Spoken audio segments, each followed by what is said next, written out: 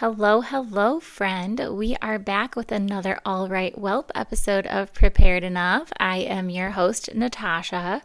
Every other week, we do regular episodes where we deep dive into spaces in your home and kind of talk about ways you can organize them, declutter them, make them more efficient for you as a mom, and make them spaces where your kids can be more independent, which in the long run helps you out a lot as mom, right? And then every other week, we have All Right Welp episodes where we don't follow the same monthly theme as the other two episodes in the month with those normal Prepared Enough podcast episodes. But we just kind of talk about whatever is on my mind. So it's not necessarily unorganized or anything, but it's just kind of random topics that we are sharing here that are kind of fun. So today's topic, I am going to share 7 observations that I have had since I've said goodbye to Instagram a year and a half ago. It's been a year and a half since I've been on Instagram.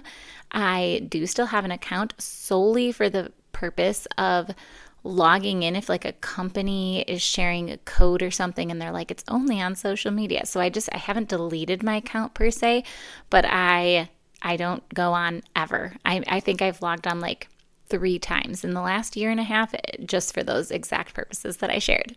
So we're going to share 7 observations since I've said goodbye to Instagram, they're great. They're kind of good observations. So if you're on the fence of deleting social media yourself, you're going to want to listen. Okay. And then I'm going to start, though, with just like a happy end of autumn poem and a few other good things that are going on in our lives. And then we'll get into those 7 observations. So the poem is by Clyde Watson. I'm sure that this is a trendy. One of my friends shared it with me, and I am absolutely sure that this was like trending on social media, but I'm not on there, so I have no idea. Anyway, it goes like this. November comes and November goes with the last red berries and the first white snows, with night coming early and dawn coming late, and ice in the bucket and frost by the gate. The fires burn and the kettles sing, and earth sinks to rest until next spring, which is a fun poem. I liked it. I like rhyming poems, that's the elementary school teacher in me, I imagine. But anyway, we up some updates of our life, right? My husband shot a buck with his bow last week, 2 weeks ago, on the weekend, and that was awesome. It was a super cool buck. We're gonna, like, if you were playing by the rules of you can fit a ring on the antler, it is a 20-pointer, but if you were playing by the rules, I think it's more like an 18, but it is kind of a gnarly looking rack. It's just a funky one, so it's really cool. I think I'll post a picture of it in the newsletter. And then some other fun things. We've been making breakfast with all the kids more often, which has been nice. They've been asking to help and waking up a little bit earlier, and so when they do, I pull over a chair and let them help make the eggs and stuff. And our oldest is getting really, really helpful. She can break all the eggs and make them in the pan all by herself. And so I'm like, it's kind of nice. We're turning a little bit of a corner in our house with more help from the kids. And so it's hopeful. If you have little toddlers in your house and you're like, oh my goodness, this is so much work. It is a lot of work. And we still have toddlers in our house, but our oldest is 6 now, and so she is really helpful, actually. And so is our 4, she's going to be 5 soon too. So both of those girls are really helpful, and are pretty capable at a lot of things. So I'm excited for what is to come in their help that way. My husband is starting a new job. He has his last day of work at his old job this week, and then we are gutting our bathroom on our normal level. We have 2 bathrooms in this house, and it's been a long time coming. We've been living in this house for 4 years now, I think. Yeah, 4 years, yeah. And we moved in, and the entire bottom of the tub was like the coating is peeled off, so it's been due, but we've done a lot of other renovations in this house, so it was kind of like on the back burner. It wasn't like a total need, or anything like that. So, but yeah, it's going to be really nice to have a new tub. And we won't be able to finish the renovation because I've been really picky about a vanity. I've been looking for like a refurbished dresser of sorts that we're going to put like a bowl on top of for a vanity instead of a typical vanity. So I'm being kind of picky and I just haven't found the perfect one, which my husband's like not very excited about, I'm sure, because we have to put our old crummy vanity like back in on top of the brand new floor and you know. We also are like unsure on the flooring, but it's okay. We have the same, we're just putting the same flooring in there as the rest of our house. We redid the floor when we moved in. And so that's going in there right now. And if we want to put tile in there at a later time, we will. But we just have that flooring for now and we don't have time to think about it really. So it was kind of like a last minute decision to do this bathroom. I mean, I shouldn't say last minute, but it was like 2 months ago when he decided he was going to get a new job. He was like, maybe I'll take a week or two off in between and we'll do this bathroom renovation. And, you know, life didn't stop. So we just kind of have been piecing it together a little bit in those 2 months, but it was, you know, something. Anyway, but his new job hopefully will be a little bit more flexible during the days, which I'm excited about because maybe I will get to go to my own doctor appointments and dentist appointments and haircut appointments without all of the children. So that would be nice. Yeah. And then we just finished up our little toy declutter and bedroom organization before Christmas. I like to just kind of reset our spaces before the holidays because, you know, everything comes in and I get really overwhelmed with the holidays afterwards, just like directly after trying to put everything in a spot. And sometimes there's just not a spot for it. And so I kind of like to clear out some space before the holidays so that we have a little more space to flex with so that everything's just not all over the living room floor for like 2 weeks until I get that figured out. But yeah, I'm going to sip a coffee here. I also, in other news, like 2 Christmases ago, this is so many random little things that I'm sharing here. 2 Christmases ago, I think it was my brother and sister-in-law got us a plant, and it's like this cactus plant, and I am fine with outdoor plants and I am fine enough with indoor plants, but I don't know what it is. I feel like I'm just going to blame it on the Wisconsin weather.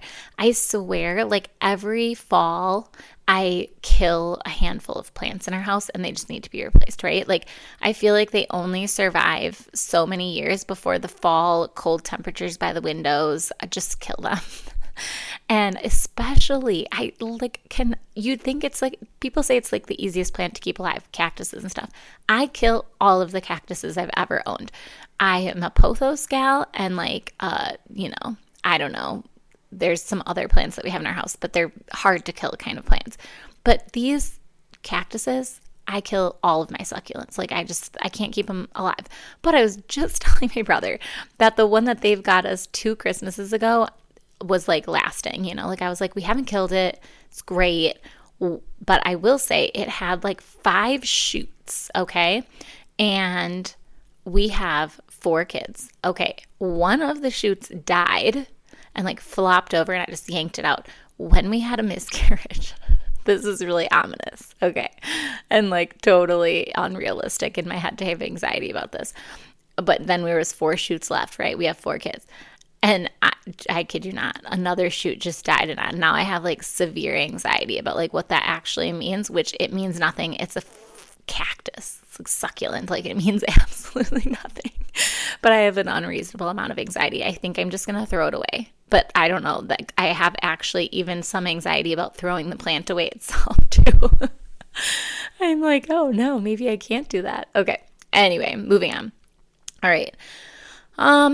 Yes. Okay. And then last but not least, our other like update, man, we have our first grader who I was just talking about being super helpful in our house, is also our most challenging child. She has always been, she probably always will be, but, I just want to let everybody know there's some hope in this again, because I too was the challenging child of my family.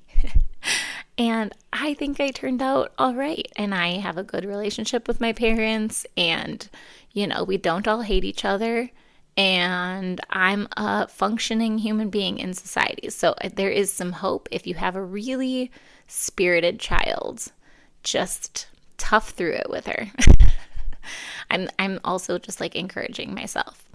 Okay. I have a couple things to share that I've been enjoying lately, and then I will get into these 7 observations. So that was kind of our life updates, and then I'm going to share a couple links to things, and then I'll get into our observations. So lately, I have not been on a good run with books, so I'm not even going to share what books I'm reading because none of them were good. But I have listened to 2 different podcasts. So I've been enjoying the Live Free podcast by Josh Howerton. If you are not a Christian person yet, which hopefully one day you will be, but if you are not yet, this is not for you. He is very aggressive with his Christian beliefs. So, so it's called, the one that I'm thinking of on the top of my head, and it's actually one of his old ones. So yeah, it's an old one, but it's called The Number One Secret to a Christian Marriage. And then in parentheses, he has, it's not what you think. So that was a really good specific episode, but I do generally have been enjoying his podcast episodes lately. And then another podcast that I've been enjoying lately is the Family Teams podcast. And I don't know, I used to listen to them, and then they were just, they don't live like the same kind of lifestyle that our family lives necessarily. Not that neither one is good or bad, it's just different a little bit. And so a couple of the things that they would talk about on that podcast were kind of irrelevant, and they were good information. And honestly, it was like making me not feel guilty. I shouldn't say that, but it was making me have a desire to live a life that I wasn't going to probably ever be living. And so I kind of just took a little bit of a break from that podcast. But then recently, in the last month or so, 2 months, maybe even, I would say their episodes have been pretty good and useful and informative, and I've really liked listening to them. And so they have some Christmas episodes out there, and one of them was how to design a Christmas that actually centers on Jesus, and it's like a 12-day framework. And so, yeah, so that's been kind of that was a good one. I think both of their Christmas episodes were good. So go ahead and listen to those if you are, again, a Christian family that is interested in learning some more ideas on stuff like that. And then I'm talking about these observations that I've had when I'm not on social media. And so I am sure that I am behind the trend on this one. But if you have not listened to Kelsey Ballerini's song, I Sit in Parks, it is so sad. I actually don't like the song itself, but that's not really the point. Okay, but here's one of her verses. I'm going to read it for you. Basically, the verse is about her wanting what you have as a mom. So it's just a really good reminder to hold on tight to all the good things in front of you, even when it's hard. As Abby Halberstadt would say, hard is not the same thing as bad, right? So anyway, this is the verse. It's so sad. Not a good song, but so sad. And it's just a really good reminder. Anyway, so the verse is, so I sit in parks, sunglasses dark, and I hit the vape, hallucinate a nursery with Noah's Ark. They lay on a blanket, and I'm not going to say the word. Gosh darn it. He loves her. I wonder if she wants my freedom like I want to be a mother. But Rolling Stone says I'm on the right track, so I refill my Lexapro thinking. And then it goes into her chorus. But the reason I am listening, or that I listened to it and looked up the lyrics, is because Allie Beth Stuckey shared about it on her recent podcast, which I didn't really like her recent podcast necessarily, actually. I usually do like her episodes, but not that one particularly. But in the end of her podcast episode, she shared this verse and more verses of this song, and I was like, oh my goodness, that is so depressing. She's like, popping depression medication and wishing she was a mom. And meanwhile, she's like, releasing albums while her friends are getting pregnant, and she's just so sad about it. It's such a sad song. I don't know if it's her actual like reality or not, or if it's just like a song, who knows. But that's that.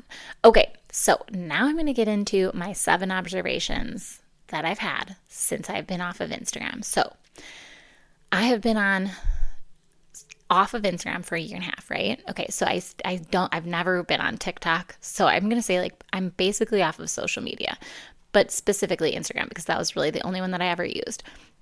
I do still have a Facebook for marketplace purposes, and then obviously Substack is a form of social media that I still have on my phone, but I don't use it in the same way. I never have, and I can't see myself really doing that. It's just not formatted exactly the same. There's like so much writing in Substack that it would be hard to like just quick scroll, that was the real problem of Instagram. So yeah, anyway, I have taken social media breaks before, especially when like the world would get crazy and social media would get like super loud, but it was really not the same. So a year and a half ago, I was like, I'm done permanently. It was just like this decision that I mulled over until it was so silly to be mulling over a phone app. Like it was something that was actually serious. And I was like, what am I doing? Just like, why am I mulling over this? Like, it's not serious at all. I just need to click delete, right? And honestly, like the only reason that I was on it at that point was because I had guilt of leaving my friends and family out of like our daily stories. Okay, spoiler alert. We still have real friends in real life, and I still talk to my family, and my family is still my family, and I still talk to my real friends, and my friends are still my friends, and they do still like us despite not knowing our weekly dinner plans. So it just is fine. I don't even know why I had so much anxiety around that, or like not anxiety, guilt around that. Like I felt bad, like I was leaving them out of things that I wanted to share with them, right? And it's fine. Everybody's fine. So a genuine exit, this like exit of mine off of social media has been like much, much, much more impactful than even long breaks. I seriously only experienced like 2% of the pros when I would take long breaks. It is a whole different mental ball game to exit for good with like no intention of ever returning. And so when I left Instagram, I told myself like, even if I begin an online business, I will not return. I am just going to have to figure out another way. I'm pretty sure what actually inspired me was, it was a book. It was, what was it? The Opt-Out Family. And she was like, I wrote this book and I'm advertising for it and I don't have Instagram. It's going to be fine. And I was like, yes, okay, let's do this. All right. But anyway, I don't know. I mean, it's just a silly place. Like there's so many shaking booty videos and just like, I do not understand. Like my husband will send me like a reel here and there on Facebook and I'll go and click on it. It usually is like a cooking food meal kind of reels or like a funny one. But I will like go and click on it, and then the one that pops up afterwards is there's like regularly a reel that will pop up afterwards, and it's just like some woman doing her makeup and there's like entirely unrelated text on the screen. I cannot comprehend what's happening there. Anyway, whatever. Here I am a year and a half later, and I'm just informing you that I do not regret any of it except not doing it sooner. Like literally, I just think that me being on Instagram was a total waste of my life. That is really harsh, especially to like the great accounts that there are out there. But like there are a lot of good accounts out there. I just have never found a great account that doesn't also have a newsletter. And I would much prefer to receive these awesome humans newsletters over their social media posts.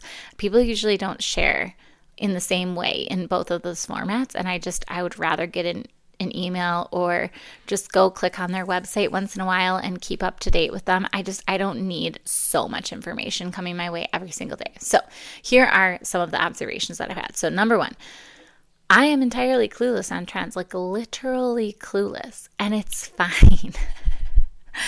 My husband was telling me a story about some of his younger coworkers, and he used the word mid. And I stopped him mid-sentence. This is not the kind of mid he used. He did not use mid-sentence, mid. A few words after he used the phrase, it's mid. I was like, what does it's mid mean? Apparently it means like, it's all right. I'm like, when did we change this word? I was so confused. Anyway, he informed me also how behind the times I am, because apparently it's been a thing with his younger coworkers for like a long time, and it's not even really a thing anymore. So it's like, cool. Glad I'm finding out about it when it's already considered out. Apparently, when you miss what the kids are doing these days just pass on by into the next days, and really nobody was worse off for it. So everything's fine. Nobody needs to know the trends. It's totally fine. I'm also clueless on, like, this is number 2, must-have products. I have no idea what people are using these days. Nope, nothing. I don't know what products you're sharing. I don't know. We go on Thursdays every day after half day 4K. We go to the park for a picnic lunch and to play with a few of my daughter's classmates and their moms. And I'm going to take a sip of coffee quick. And last week we were talking and the bug bite thing was brought up. And I guess it's like this, a bug bite thing is literally what it is. A bug bite thing that sucks insect saliva or like venom out. And it apparently is quite helpful and useful when it's used right away. Anyway, there were 5 other moms there, I think, 5, 6 other moms there last week, and like all of them knew exactly what the bug bite thing was. I did not know what it was. I had no idea what they were talking about. 3 of them owned the product. I'm like, I don't know what you're talking about. Obviously, I don't own the product. And I'm like, this one does actually sound like a product that I might use. Clearly, though, I haven't needed it. So like, my point here is just when you need a solution for like a real problem, you'll find a solution. The reason it came up, and this conversation at the park was me finding a solution because we were talking about bug bites and itches and stuff. And I was like, oh, I put on like this cream, and then somebody shared something else. And then we got a conversation about this. So I'm like, great. We were talking about problems and this solution was presented to me. So I'm just saying, like, if you actually have a problem, you're going to find a solution to your actual problems. You do not need social media creating problems for you and then giving you the perfect solution, because that is what it does a lot of times. Okay, they're like, oh, you didn't even know you had this problem. And you're like, that's because it's not actually a real problem that you have. Anyway, okay. Number 3, I don't know. I'm going to stop saying the numbers because I can't keep track. All right. I am no longer angry at the world. I can now receive news and political information in more of like a journalist fact-sharing format. Obviously, there's bias everywhere, and absolutely I lean into my own biases, and I totally choose sources that I want to listen to the majority of the time. Like literally, I just shared with you a bunch of Christian podcasts, and some of them are political. So I'm like, obviously, I listen to these, and so I'm sharing things that I want to hear, right? Of course, though, I can and do seek out opposing views, but like all of us, I am not seeking out both sides on every topic, like an exact 50-50%, right? Like, and honestly, let's just be really honest. Social media is definitely not going to help you be less biased, right? Like the algorithm is quite literally designed to make you more biased. It's feeding you exactly what you want to hear. So the biases are really besides the point. The point is that I don't mind missing out on all the raw emotion and anger around all the world happenings and political things and stuff. Like, I don't think raw emotions or anger are wrong, but I totally desired these 2 things that I like couldn't successfully accomplish inside of the Instagram algorithm. So I wanted to be able to form my own emotions around topics and not trend on the emotions of others. So like, I did not want to feel what others were feeling just because they had a good point. But their point was not really about the actual topic. It was just like their own personal experience and whatnot. And women tend to have a lot of empathy towards other people. And so I feel like our emotions can be swayed around larger topics because of other people's personal experiences. Like personal experiences aren't necessarily, sometimes, but not necessarily totally entirely tied to a larger topic at hand. Anyway, the second thing, I really wanted to allow my emotions and my anger to form from empathy and from sadness and not from hatred or annoyance toward other people, right? Like I wanted my anger to fuel action, which was is usually done in small ways inside my home. And I did not want my anger to fuel complaining online or even complaining to family members and friends about things that I saw online. It was just, I was annoyed with myself. So yeah, it was nice. I'm no longer angry at the world. I don't feel so complainy and whiny all the time, and it's great. Okay, next thing. I do not feel the need to speak up about things regardless of how much or how little I know about a topic. I now have a quiet platform, which means if I want to speak up about something, I can. If I don't have to, and people are not outraged about it, and it's great. Okay, here's a couple points around this. Free will is a good thing, right? All part of God's design.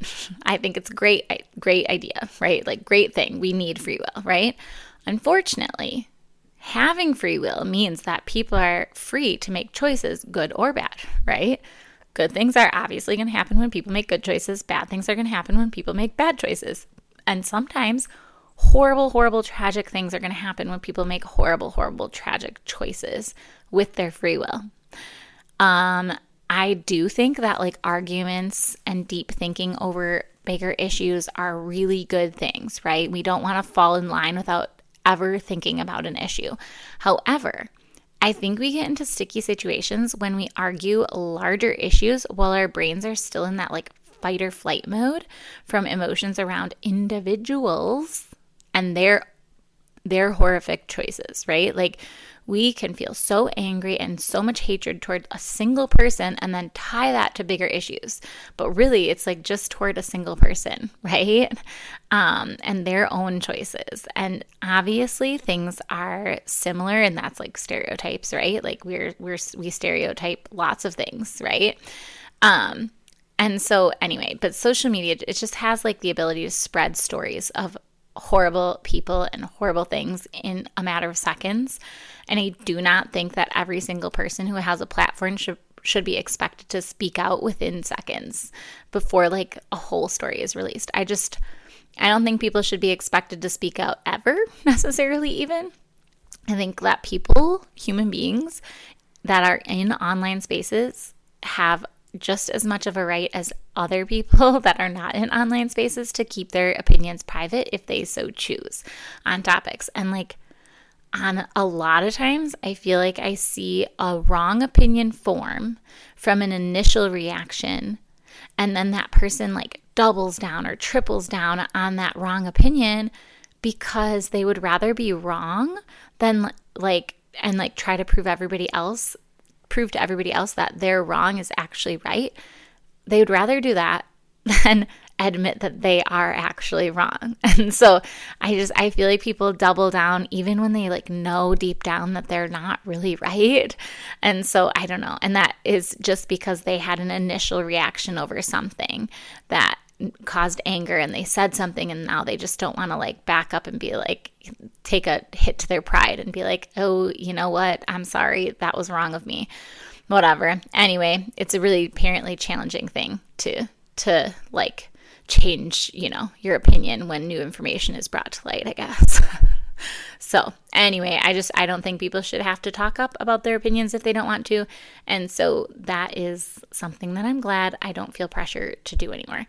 Our personal privacy, next thing, our personal privacy is more protected. This goes all the way from local friends and family always knowing where we went and what we were up to during the day. And it extends all the way to small bits of protection for our kids against the creep-filled online world, which is, I don't know, it's so hard. You're not going to protect your kids from the online world in a lot of ways. So I say small bits of protection for a reason, because I still post an occasional picture or two when we're on Facebook or whatever. I don't know. We'll see how that, I don't know if I will, or maybe I'll stop doing it altogether. We'll see. I don't know. Anyway, generally speaking, less public sharing means more private moments, and that's nice. Okay. Next thing, I do not have to work through the emotional turmoil that comes with online trolls. We can say that we don't care what anyone else thinks of us. We can remind ourselves that Jesus is the only one who sees who we really are, and that is all that matters.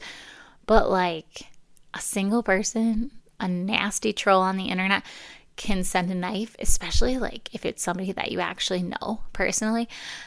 It can just really get you, like, and for like a long period of time. Like whoever said the sticks and stones can break my bones, but words will never hurt me. I'm just like envisioning that person saying it for the first time back at somebody just to get underneath their skin, because that person had just gotten underneath the person saying it's skin with their own words, right? So I feel like it's just like a comeback statement that is literally means nothing, because obviously words hurt way more than sticks and stones. Okay, last but not least, my kids don't see me constantly on my phone anymore. This is a really, really big one for me. This is true, I suppose, for all times except for at the current moment where I am scouring Facebook Marketplace for a bathroom vanity. Anyway, I used to regularly just like quick check my phone. And what that meant was that even if I wasn't staring at it for a long time, I was pulling it out of my pocket and looking at it so many times in a day. It got to the point where like my little kids would be bringing me my phone anytime I left it on the counter or on the table or anything, as if it was like attached to my body. Like I needed it. They cared about this phone as if I had like lost it at all points in the day. And so I just feel like not checking my phone regularly is like such a good new habit. It took a long time to get to this point, and it was honestly, I don't think I would have gotten to where I am right now if I had just taken a social media like quote unquote break.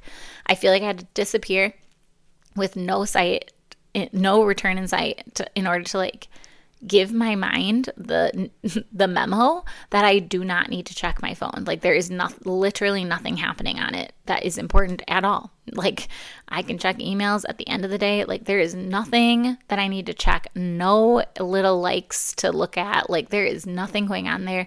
And so I do not ever feel like I have to check it now. And that is so huge to me. I don't think you can get that if you just take a break. Like I feel like you need to delete the apps off of your phone in order to get to this point, and then just like, you know, commit to never posting or ever being on there, because even if you post on your computer, you're gonna like log onto your in your internet on your phone. Like even though you're not on the app, you're gonna go check your likes and stuff. You just are.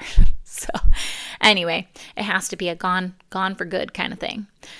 Obviously, social media is not going away, and I don't think it should. I do think there's definitely uses for it, and I do think it reaches people who need it for good. Like, I think that it can be used for good for sure. But I'm just saying, if you've been contemplating giving up social media, Instagram, particular TikTok, whatever you use, I am just here to tell you, this is probably your sign. You should just go delete it. Stop contemplating it, because it's totally not important. Yes, you're going to miss out on some things. That is 100% true. 99% of the time, those things do not matter that you missed out on. 100% of the time, you can find that information elsewhere in the abyss of the World Wide Web. Like there is literally, you can go to Google and find ChatGPT now, right? Like you can literally find any information that you want to find out. So if you are looking for information, that's because you need it or want it, you know, but you do not need social media to tell you the information that you need. And yeah, there's a lot more important things in front of your face than social media. So this is your sign to just get rid of it for good. Okay. Last but not least, we're going to just finish in a fun style. Okay. So we do like lunch notes all the time, and I've got some fun facts and jokes for you before I say goodbye. All right. And I will quick mention, last week's full podcast episode was 10 questions to ask yourself when you're decluttering toys before the holiday influx. So if you want to kind of start brainstorming while you're decluttering your toys, whether or not you need something, if you can get rid of stuff, or if you want to hold on to it for a little bit, go and listen to that podcast episode from last week if you haven't already. And then this month in our PE class, which is our Prepared Enough podcast paid supporters class, I am just going to be sharing a couple videos of our live toy declutter that I just kind of like set my phone places in the kids' bedrooms while we were going through our toys, and I'm going to cut those down into short little videos so you can just see a couple of those live moments. And then I also do just like a walkthrough of all of our kids' bedrooms with their toy setup. So if you are interested in that, I will link to how to become a paid monthly subscriber, and you'll get access to those videos. And you can cancel anytime. But yeah, it's really pretty cheap to get that. So yeah. Anyway, so here we go with the fun stuff before I say goodbye. All right, fun fact. So these are like notes that I write in our kids, in our daughter's lunchbox. And so if you're like, ooh, that's fun, I should start writing notes for my kids' lunchboxes. Here's some ideas. All right, fun fact. Did you know a narwhal's tusk is actually a tooth? All right, cool. Joke. Here's a joke. All right, what does a cloud wear under his raincoat? Thunderwear. That's a good one. That'll be a hit. Okay, fun fact. Did you know a lion's roar can be heard up to 5 miles away, which is crazy, actually. For this one, I wrote down an example, or actually I didn't write this down. I just talked to them about it. I was like, that means it's an example of something. You should share an example of something that's like 5 miles from your house so that they know about, that you've driven to before. So for us, our school is about 5 miles away. So I'm like, it would be like a lion roaring at your school, and then us being able to hear it roar all the way here at our house, which is crazy. Anyway, another joke is, I guess it's not really a joke. It's like a riddle, I should say. Okay, a riddle. I have a head and a tail, but not a body. Who am I? Dun, dun, dun, drum roll. It is a coin. It has a head and a tail, but not a body. All right. Fun fact. We got 2 more. Fun fact and a joke. Fun fact. A strawberry is not a berry, and a banana is a berry. I'm going to just share a little more here for you adults, but that's all I wrote on the kid stuff. Okay. For the adults. Strawberries, raspberries, and blackberries are all not berries. What? Okay, but get this. These things are berries. Get this. Bananas, eggplants, grapes, and oranges. So weird, right? Okay, I found that so weird. All right, I don't know. There's like scientific things about these plants that make them berries or not, but you can look that up. Anyway, okay, it's just weird. This is a fun fact. All right, last but not least, our joke. Why did the chicken cross the playground? I'm gonna should drum roll on the table, but I think I'm gonna knock over the microphone. Okay. To get to the other slide. Okay. That is it. I'm gonna let you go.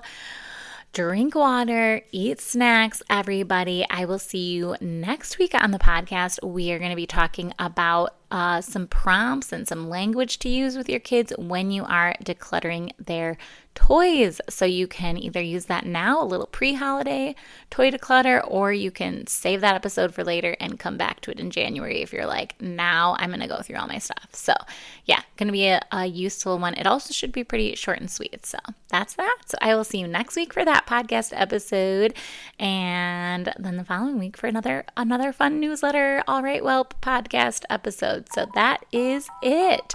I will see you in your inbox and not on social media and in this podcast. Okay, talk next week. Drink water, eat snacks, everybody. Tash.